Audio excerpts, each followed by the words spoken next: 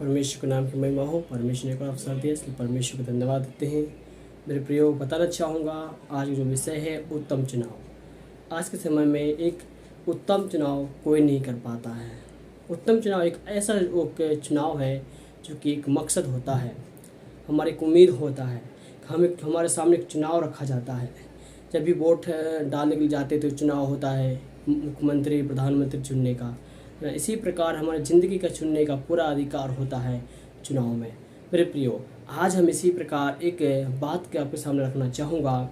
जब हम पढ़ते हैं लूका की पुस्तक, उसका 10 अध्याय का जब हम पढ़ते हैं उसके 38 में लिखा है, उसमें मरियम के बारे में बताया गया है और मर्था के बारे में बताया गया है। ये दोनों बहनें हैं सखी, और यीशु मसीह उस गाँव से वहाँ से निकल रहे थे। उसी समय ऐसे होता है, मरियम सीधा प्रभु का वचन सुनने के लिए पहुँच जाती है, और मर्था और जो परमेश्वर का वचन सुनती तो है पर वो खाना बनाने में लग जाती है और बहुत चिंतित करने लग जाती है। मैं अकेली हूँ, सेवा कर रही हूँ, मैं ऐसे हूँ, कई चिंतित में पड़ चुकी है। और मरियम परमेश्वर का वचन चुन लेती और सुनने लग जाती है, परमेश्वर का वचन सुनने के लिए इच्छुक हो जाती है। मेरे प्रियो, आज के समय में इसी प्रकार है, हम परमेश्वर का वचन ज़्यादातर हम सुनते हैं और चलते हैं और चुनते हैं, परमेश्वर के वचन के ही महत्व देते हैं।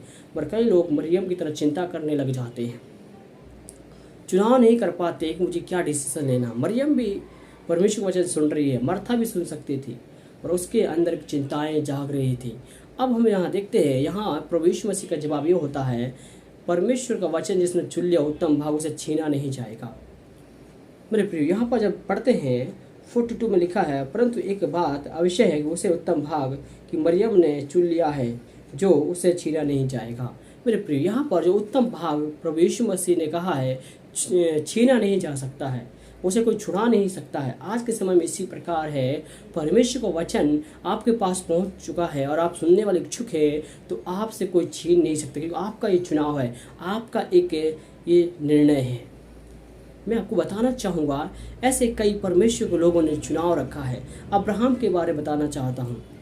अब्राहम कनान में रहता है और कनान से जब उसका भतीजा लूत और इनने आपस में झगड़ा होता है, चरवाहों में जब झगड़ा होता है तो लूत बोलता है, हम ऐसा करते हैं, हम आपस में तो रिश्तेदार हैं, हम आपस में अच्छे लोग हैं, और ये है कि हमें बंटवारा करना चाहिए। अब यहाँ पर एक चुनाव की बात आ जाती है और यहाँ पर अब्राहम चुनाव करता है, और चुनाव इस प्रकार करता है तो परमेश्वर से के वचन के अनुसार चुनाव करने लग जाता है और कहता है, तू दाईं ओर जाएगा तो मैं बाईं ओर जाऊंगा, और मैं बाईं ओर जाता हूँ तो तू दाईं ओर जाएगा।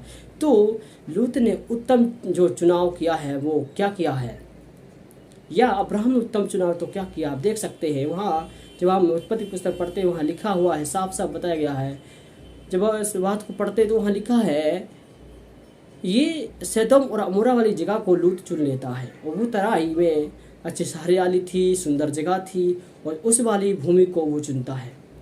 ये पता नहीं था आने वाले समय में उसे भूमि को नष्ट कर दिया जाएगा और अब्राहम कनान में रह जाता है।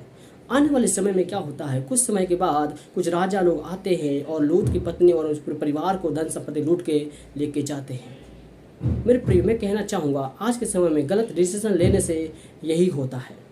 लोग बहुत उत्तम अच्छी बातें चुन लेते हैं, मगर जब एक आशीष की बात आती है तो आशीष को हम नहीं चुन पाते। प्रभु यीशु मसीह ने कहा है, परमेश्वर ने कहा है, तुम्हारे सामने मृत्यु और जीवन रखा है। व्यवस्था में लिखा है, परमेश्वर ने एक बात को कहा है, मृत्यु जीवन तुम्हारे सामने रखा है और मरण मृत्यु तुम्हारे हाथ में रखा है, तुम किसको चुनोगी। हम आज जीवन को चुनते हैं।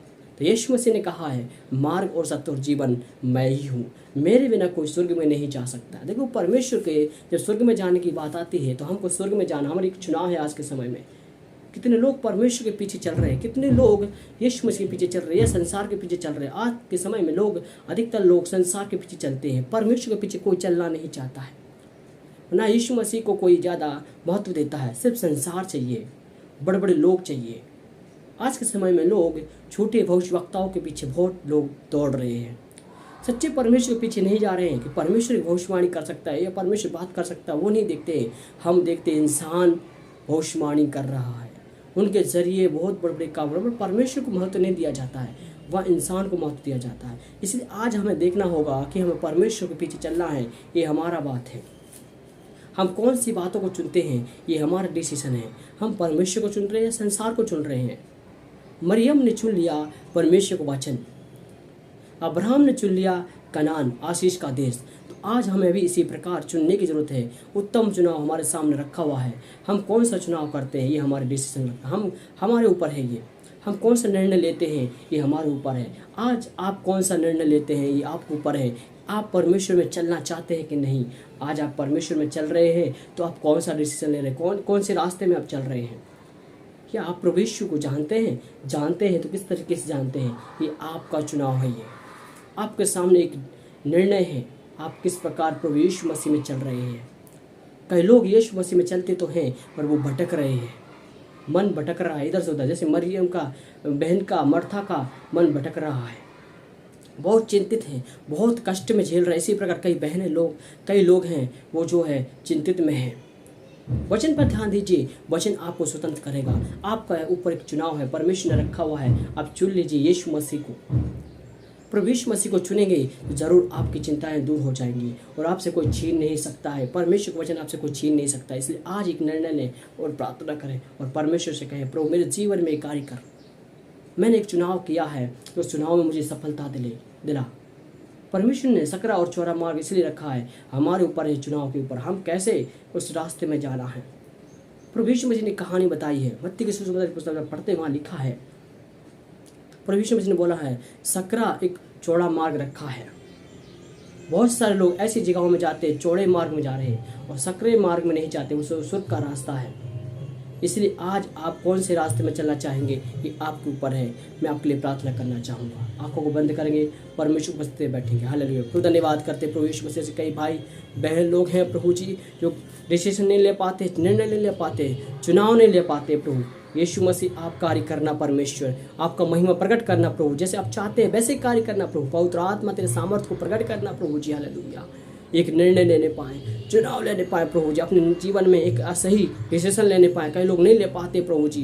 परमेश्वर आपके मार्ग में लेके चल प्रभु जी। हालेलुया।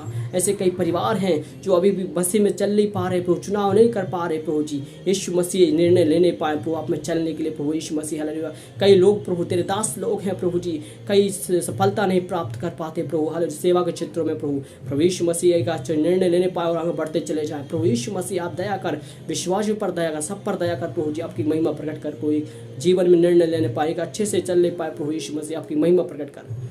तमाम बातों के लिए धन्यवाद, प्रार्थना सुन धन्यवाद प्रभु यीशु के नाम से मांगते हैं। आमीन आमीन।